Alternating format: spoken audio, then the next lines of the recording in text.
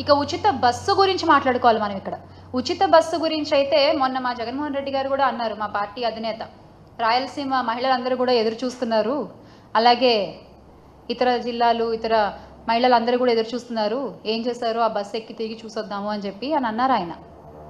ఆయన అన్న తర్వాత అయినా మీరు ఏమన్నా దాన్ని అమలు పరుస్తారేమో, చిన్న హామీయే కదా అని ఎదురు చూసాం మేము. కానీ మీరు అనౌన్స్ చేసిన విధానం చూస్తే మాత్రం అద్భుతం. అసలు దాని గురించి మనం మాట్లాడుకుందాం. ఇది చూడండి, ముందు చంద్రబాబు నాయుడు గారు ఉచిత బస్సు గురించి మాట్లాడిన మాటలు చూద్దాం ఒకసారి.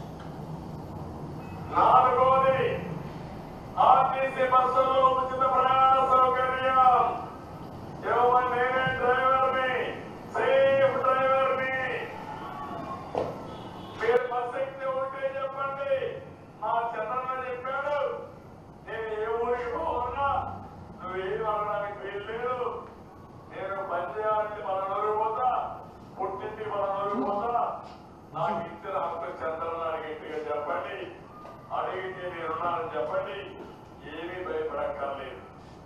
ఇవన్నీ నేను చేస్తున్నామంటే ఒక ఉద్దేశంతో చేస్తున్నా. మీకోసం జగన్మోహన్ రెడ్డి చేసేది, జగన్మోహన్ జగన్ రెడ్డి అతను కనిపెట్టుకొని వస్తాడు.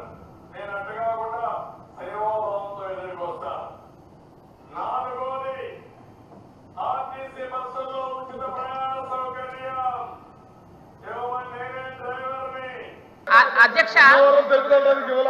అధ్యక్ష అంటే మహిళల గురించి చెప్పారు కాబట్టి చెప్తున్నాను. మహిళలందరూ గౌరవ ఎమ్మెల్సీ గారి దగ్గరికి వెళ్ళి మాకు అన్నవరం వెళ్ళాలి, తిరుపతి వెళ్ళాలి, బస్సు లేదు అన్నారని.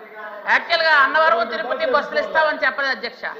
ఏ జిల్లాలో మహిళలకి ఆ జిల్లాలో వెళ్ళడానికి, అంతేగాని విజయనగరం నుంచి అన్నవరం వెళ్ళడానికి, విజయనగరం నుంచి తిరుపతి వెళ్ళడానికి బస్సులు ఇస్తామని మేము చెప్పలేదు అధ్యక్ష.